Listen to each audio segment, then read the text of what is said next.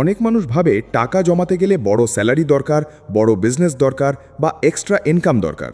কিন্তু বাস্তবতা হলো আপনার ব্যাংক ব্যালেন্সকে সবচেয়ে বেশি বদলে দেয় বড় সিদ্ধান্ত নয়, ছোট ছোট প্রতিদিনের সিদ্ধান্ত। আপনি আজ কি কিনলেন, কি কিনলেন না, কোথায় টাকা খরচ করলেন, কোথায় নিজেকে থামালেন, কোন অভ্যেস বেছে নিলেন, এই ছোট ছোট ডিসিশনগুলোই মাস শেষে, বছর শেষে আর কয়েক বছর পরে আপনার ফাইন্যান্সিয়াল লাইফ কমপ্লিটলি চেঞ্জ করে দেয়। একবার ভেবে দেখুন, একদিন 50 টাকা অপ্রয়োজনীয় খরচ খুব ছোট মনে হয়, একদিন 100 টাকা এক্সট্রা ফুড অর্ডার করাও ইনসিগনিফিকেন্ট লাগে, একদিন ইম্পালসিভ শপিং করাও নর্মাল মনে হয়। কিন্তু এই সেম ছোট ডিসিশন যদি প্রতিদিন রিপিট হয়, তাহলে সেটাই ফিউচারে লাখ টাকার ডিফারেন্স তৈরি করে। ধরুন আপনি প্রতিদিন মাত্র 100 টাকা আননেসেসারি খরচ কমালেন। শুনতে খুব ছোট অ্যামাউন্ট, অনেকে ভাববে 100 টাকা দিয়ে আর কি হয়, কিন্তু মাসে সেটা 3000 টাকা, বছরে 36,000 টাকা। আর যদি এই অ্যামাউন্ট ইনভেস্ট করেন, কম্পাউন্ড গ্রোথের মাধ্যমে কয়েক বছরে সেটা বহুগুণ হয়ে যেতে পারে। এটাই কম্পাউন্ড গ্রোথের পাওয়ার। ছোট টাকা কিন্তু কনসিস্টেন্ট হ্যাবিট। সমস্যা হলো মানুষ বড় ফাইন্যান্সিয়াল গোল চায়, কিন্তু ছোট ফাইন্যান্সিয়াল ডিসিপ্লিন ফলো করতে চায় না। সবাই ওয়েলদি হতে চায়, কিন্তু সবাই ডেইলি ডিসিপ্লিনড হতে চায় না। সবাই সেভিংস চায়, কিন্তু সবাই স্পেন্ডিং কন্ট্রোল করতে চায় না।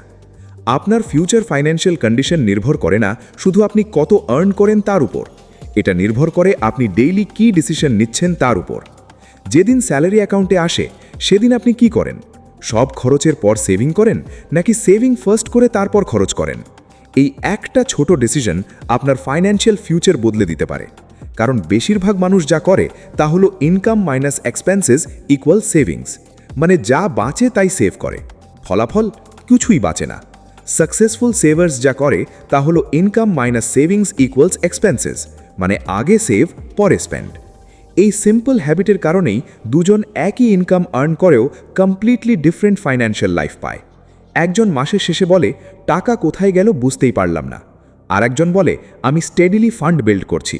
ডিফারেন্স ইনকামে নয়, ডিফারেন্স ডিসিশনে।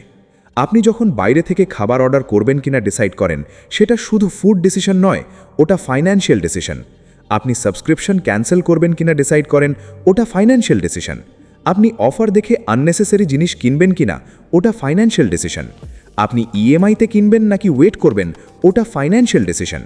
প্রতিদিন আপনি ডজনস অফ ফাইন্যান্সিয়াল ডিসিশন নিচ্ছেন, হয় সচেতনভাবে নয়তো অচেতনভাবে। আর এগুলোই আপনার ব্যাংক ব্যালেন্স শেপ করছে। ইম্পালস স্পেন্ডিং হচ্ছে মডার্ন ফাইন্যান্সের বিগেস্ট এনিমি, কারণ এখন টাকা খরচ করা আগের যে কোনো সময়ের চেয়ে সহজ।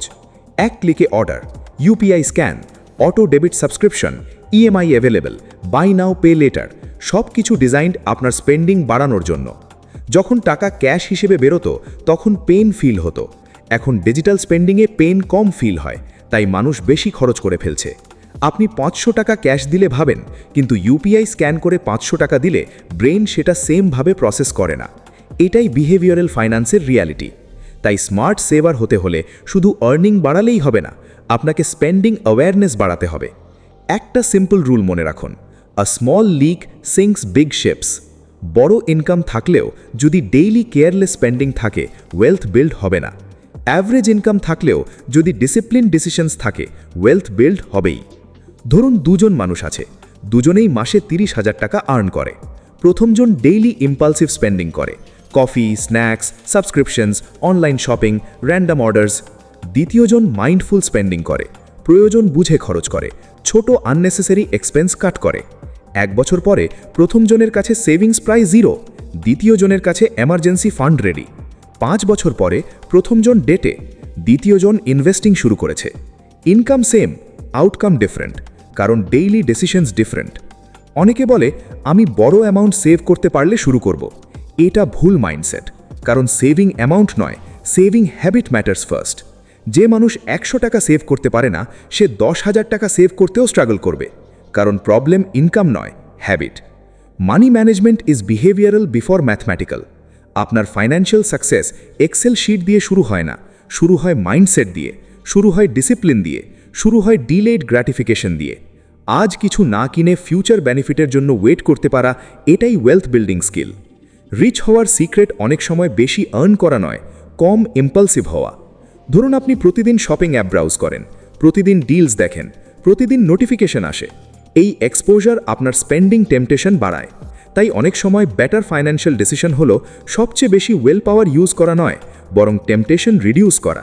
শপিং অ্যাপ আনইনস্টল করা, নোটিফিকেশন অফ করা, সেভড কার্ডস রিমুভ করা, অটো পে রিভিউ করা, এগুলো ছোট অ্যাকশন কিন্তু হিউজ ফাইন্যান্সিয়াল ইম্প্যাক্ট।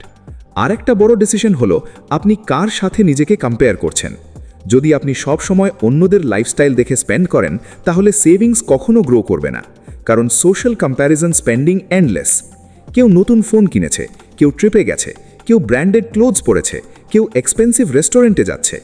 আপনি যদি প্রতিটা ট্রেন্ড ফলো করতে যান, আপনার অ্যাকাউন্ট এমটি হবেই।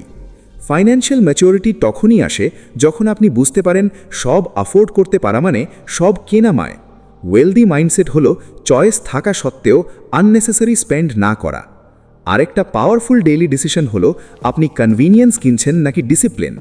প্রতিদিন ক্যাব নেবেন নাকি পাবলিক ট্রান্সপোর্ট, প্রতিদিন বাইরে খাবেন নাকি মিল প্রেপ করবেন, প্রতিদিন ইনস্ট্যান্ট গ্র্যাটিফিকেশন নেবেন নাকি লং টার্ম বেনিফিট চুজ করবেন। এই ছোট চয়েসেস বোরিং মনে হয়, কিন্তু boring choices build extra ordinary financial outcomes. কারণ ওয়েলথ ড্রামাটিক অ্যাকশন দিয়ে তৈরি হয় না, ওয়েলথ তৈরি হয় বোরিং কনসিস্টেন্সি দিয়ে। যে প্রতিদিন বাজেট দেখে, প্রতিদিন এক্সপেন্স ট্র্যাক করে, প্রতিদিন মাইন্ডফুল থাকে, সেই স্লোলি বাট শিওরলি আহেড চলে যায়। এক্সপেন্স ট্র্যাকিং ইটসেলফ একটা পাওয়ারফুল হ্যাবিট, কারণ আপনি যেটা মেজার করেন না সেটা ইমপ্রুভ করতে পারেন না। অনেকে ভাবে তারা কম খরচ করে, কিন্তু ট্র্যাকিং শুরু করলে শক খায়, কারণ রিয়ালিটি পারসেপশন থেকে আলাদা। 150 টাকা এখানে, 200 টাকা ওখানে, 99 টাকা সাবস্ক্রিপশন, 349 টাকা ডেলিভারি চার্জেস, 999 টাকা ইম্পালস অর্ডার, সব মিলিয়ে হিউজ অ্যামাউন্ট। তাই ডেইলি ছোট ডিসিশন ইমপ্রুভ করতে চাইলে ফার্স্ট স্টেপ অ্যাওয়ারনেস। আপনি যখন জানবেন টাকা কোথায় যাচ্ছে, তখন কন্ট্রোল নিতে পারবেন। Awareness without judgment, just clarity. আরেকটা ওভারলুক ডিসিশন হলো আপনি ডিসকাউন্টের নামে স্পেন্ড করছেন নাকি সেভ করছেন। অনেকে ভাবে 50% অফ ছিল তাই কিনলাম, কিন্তু ট্রুথ হলো যদি আপনার দরকার না থাকে তাহলে 50% সেভ করেননি, আপনি 50% খরচ করেছেন। Discount doesn't justify unnecessary spending. Best deal is not buying what you don't need. এটাই ফাইন্যান্সিয়ালি ডিসিপ্লিনড মাইন্ডসেট। আরেকটি ডেইলি ডিসিশন যা ব্যাংক ব্যালেন্স ইম্প্যাক্ট করে, আপনি হেলথ প্রায়োরিটাইজ করছেন কিনা। কারণ unhealthy lifestyle future medical cost বাড়ায়। Poor sleep, junk food, no exercise, chronic stress, এগুলো হেলথ ইস্যু তৈরি করে, প্রোডাক্টিভিটি কমায়, আর্নিং ইম্প্যাক্ট করে, মেডিকেল এক্সপেন্সেস বাড়ায়। মানে হেলথ ডিসিশনসও ফাইন্যান্সিয়াল ডিসিশনস। ফাইন্যান্সিয়াল ওয়েলনেস আর ফিজিক্যাল ওয়েলনেস ডিপলি কানেক্টেড। আরেকটা ডিসিশন আপনি শেখায় ইনভেস্ট করছেন কিনা। ডেইলি একটু স্কিল বিল্ডিং, একটু লার্নিং, একটু ইমপ্রুভমেন্ট, এগুলো ফিউচার আর্নিং পোটেনশিয়াল বাড়ায়। যে ডেইলি 1 ঘন্টা স্কিল বিল্ড করে সে ফিউচারে ইনকাম রেজের সুযোগ ক্রিয়েট করে। মানে সব ছোট ডিসিশন শুধু সেভিং এফেক্ট করে না, আর্নিংও এফেক্ট করে। আপনার ডেইলি রুটিন আইদার আপনার ওয়েলথ বিল্ড করছে নয়তো ডিস্ট্রয় করছে। Late waking, no planning, impulsive day, random spending, এগুলো ফাইন্যান্সিয়াল কেওস ক্রিয়েট করে। Planned day, intentional spending, structured habits, এগুলো ফাইন্যান্সিয়াল প্রগ্রেস ক্রিয়েট করে। আরেকটা critical point, environment shapes decisions. যদি আপনার friend circle over spending culture promote করে, আপনার disciplined থাকা হার্ডার হবে। যদি আপনার সোশ্যাল মিডিয়া ফিড কনজিউমারিজমে ভরা থাকে, আপনার ওয়ান্টস বাড়তেই থাকবে। তাই কখনো কখনো স্মার্ট ফাইন্যান্সিয়াল ডিসিশন হলো নিজের এনভায়রনমেন্ট কিউরেট করা। Follow people who teach finance, consume content that promotes discipline, surround yourself with people who respect money, because repeated exposure, repeated behavior. একটা ছোট প্রিন্সিপল মনে রাখুন, every rupee has a job. যখন salary আসে, every রুপির purpose decide করুন। Savings, বিলস, investment, necessities, fun মানি। যে টাকা purpose ছাড়া থাকে সেটা ইউজুয়ালি ডিসঅ্যাপিয়ার হয়। আনপ্ল্যান্ড মানি গেট স্পেন্ট, প্ল্যান্ড মানি গেট সেভড। আরেকটা ডেইলি ডিসিশন হলো আপনি বোর্ডমের কারণে স্পেন্ড করছেন কিনা।